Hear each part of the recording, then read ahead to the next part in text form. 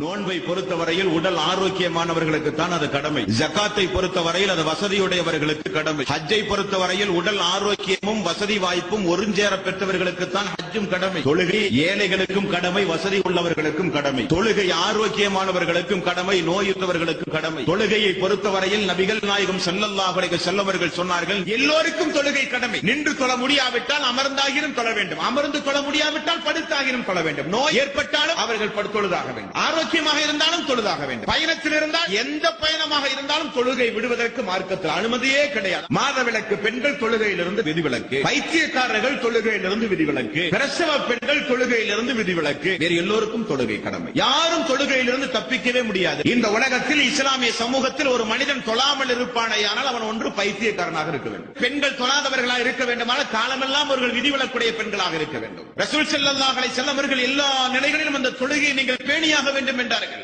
என்றைக்கு அல்லாஹ் போர்க்காலங்களில் நீங்கள் தொழுதாக வேண்டும் என்ற ஆயத்தை இறக்கினானோ அத்தோடு இந்த உலகத்தில் யாருக்கும் தொழுகையை விட அனுமதியே கிடையாது என்றார்கள் சஹாபாக்கள். அந்த அளவுக்கு மிக முக்கியமான ஒரு கடமை தொழுகை என்பது. எந்த ஒரு காரணத்தையும் கூறி தொழுகையை விடுவது மார்க்கத்தில் அனுமதியே கிடையாது. 50 வயது 60 வயது ஆகியும் எத்தனையோ இஸ்லாமிய சகோதரிகள் தொழுகையை நினைத்து கூட பார்க்காமல் இந்த உலகத்திலே வாழ்ந்து கொண்டிருக்கிறார்கள். மிகப்பெரிய தவறு. மரணிப்பதற்குள் நீங்கள் தொழுதாக வேண்டும். நபிகள் நாயகம் ஸல்லல்லாஹு அலைஹி வஸல்லம் அவர்கள் சொன்னார்கள், 2 துண்டாக வெட்டப்பட்டாலும் தீயிலே தூக்கி எறியப்பட்டாலும் அல்லாஹ்வுக்கு இணை வைக்காதீர்கள், நீங்கள் தொழாமல் இருந்து விடாதீர்கள், தொழுதாக வேண்டும் என்று ரசூல் ஸல்லல்லாஹு அலைஹி வஸல்லம் அவர்கள் சொன்னார்கள். நோய்வாய்ப்பட்டு கிடக்கின்ற அல்லாஹ்வுடைய தூதர், நடக்க முடியாமல் அமர முடியாமல் இருந்த அல்லாஹ்வுடைய தூதர், ஒரு நாள் இஷாவுடைய ஜமாத், ரசூல் ஸல்லல்லாஹு அலைஹி வஸல்லம் அவர்கள் எழுந்து ஒது செய்ய முற்பட்டார். மயக்கமுற்று கீழே விழுந்தார். அப்பொழுது அல்லாஹ்வுடைய தூதருக்கு தெரிந்தது, நாம் இனி எழுந்து கூட நடக்க முடியாத அளவுக்கு நோய்வாய்ப்பட்டோம் என்று. ஃபضل இப்னு அப்பாஸ் ரலியல்லாஹு அன்ஹு அவர்களையும் அலி ரலியல்லாஹு அன்ஹு அவர்களையும் அழைத்து, என்னை பள்ளிக்கு நீங்கள் தூக்கி செல்லுங்கள். ஆயிஷா ரலியல்லாஹு அன்ஹா அவர்கள் சொல்கிறார்கள், அல்லாஹ்வுடைய தூதருடைய பாதம் நிலத்தில் வைக்க முடியாத அளவுக்கு நோய்வாய்ப்பட்டிருந்த நேரம், அவருடைய பெருவிரல் நிலத்தில் கோடு போட்டுக் கொண்டு சென்றது. அந்த அளவுக்கு நோய்வாய்ப்பட்டிருந்த நேரத்தில் நபிகள் நாயகம் ஸல்லல்லாஹு அலைஹி வஸல்லம் அவர்கள் தொழுகையை கடைபிடித்தார்கள். தரீகா என்றும் சாதுரியா என்றும் பல்வேறு ஆன்மீகவாதிகள் இன்றைக்கு மனித சமூகத்திலே புறப்பட்டிருக்கிறார்கள். நாங்கள் தொழ வேண்டிய அவசியம் இல்லை, எங்களுள் அல்லாஹ் புகுந்து விட்டார். நாங்கள் பார்க்கிற பார்வை அல்லாஹ், பிடிக்கிற கை அல்லாஹ், நடக்கின்ற கால் அல்லாஹ். ஆகவே நாங்கள் தொழ வேண்டிய அவசியம் இல்லை. மார்க்கத்தில் நாங்கள் பூரணம் அடைந்தவர்கள் என்று சொல்லுகிறவர்களும் இந்த மார்க்கத்தில் உண்டு. ஆனால் நபிகள் நாயகம் ஸல்லல்லாஹு அலைஹி வஸல்லம் அவர்கள் மரண நேரத்தில் கூட மக்களால் தூக்கி வரப்பட்டு ஜமாத்தோடு தொழுதார் என்றால் தொழுகையினுடைய முக்கியத்துவத்தை நீங்கள் புரிந்து கொள்ள வேண்டும் என்பார்ந்த சோர்களே.